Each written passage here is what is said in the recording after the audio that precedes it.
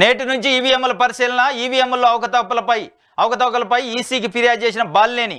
ఈవీఎంల్లో అవకతవకలపై ఈసీకి ఫిర్యాదు అందిన క్రమంలో 12 పోలింగ్ కేంద్రాలకు సంబంధించిన ఈవీఎంలు పరిశీలించాలని ఈసీ ఉత్తర్వులు జారీ చేసింది.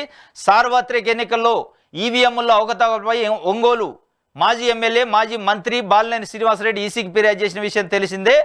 ఈ మేరకు సోమవారం నుంచి 6 రోజుల పాటు రోజుకు 2 పోలింగ్ కేంద్రాల్లోని ఈవీఎంలు పరిశీలించనున్నారు. డమ్మీ బ్యాలెట్ను ఏర్పాటు చేసి ఫిర్యాదుదారుల సమక్షంలో మాక్ పోలింగ్ నిర్వహించనున్నారు. ఈ ప్రక్రియకి మొత్తం 12 పోలింగ్ బూతులట. ఈ బూత్ నెంబర్లు కూడా ఇచ్చిండు. సీసీ కెమెరాల నిఘాలో మొత్తం మీద అభ్యర్థుల సమక్షంలోనే ఈవీఎంల పరిశీలన ఉంటుందట. దాంట్లో మొత్తానికి ఈవీఎంల పరిశీలన ఎలక్షన్ కమిషన్ను ఈవీఎంల పైన ఉన్న అనుమానాలని ఇంకా బలం చేకూరుస్తుంది. ఈ ఈవీఎంలు ఒంగోలులో జరిగే పరిశీలనలోని అవకతవకలు బయటపడటం జరిగితే, వాళ్ళు నిజంగానే ట్రాన్స్పరెన్సీగా చేస్తే పరిశీలన అవకతవకలు బయటపడితే ఇది మొత్తానికి రాష్ట్ర రాజకీయాల్లోన ప్రకంపనలు వస్తాయి. రాష్ట్రంలోని మిగతా అసెంబ్లీ కాన్స్టిట్యున్సీల్లో కూడా ఈవీఎంల పరిశీలన జరగాల్సి ఉంటుంది.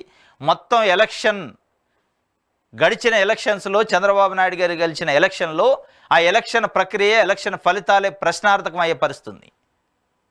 ఇది మొత్తానికి ఒక రాజ్యాంగ సంక్షోభం కూడా ఏర్పడే అవకాశం ఉంటుంది. నిజంగానే దీంట్లో ఏమైనా తేలే అవకాశం ఉంటే వీళ్ళు కరెక్ట్గా పరిశీలన చేస్తే ఆ పరిశీలన ఏమన్నా 1-6 బయటపడితే తప్పనిసరిగా బయటపడతాయనే బలమైన విశ్వాసంతో బాలినేని శ్రీనివాసరెడ్డి గారు ఆయన దానికి సంబంధించిన ఫీజు కూడా కట్టిండు. అది ఇట్లా బయటపడితే చాలా పెద్ద ఎత్తున రాజకీయ పరిణామాలు మారే అవకాశం ఉంటుంది. రాష్ట్రంలో గడిచిన ఎన్నికల ఫలితాలు, ఎన్నికల వ్యవహారం పైన ప్రశ్నార్థకం అయ్యే అవకాశం ఉంది. ఇది ఏం జరిగిద్ది అనేది మనకి ఇంకొక 6 రోజుల తర్వాత తెలిసే అవకాశం ఉంది. 6 రోజులు టైం ఉంది.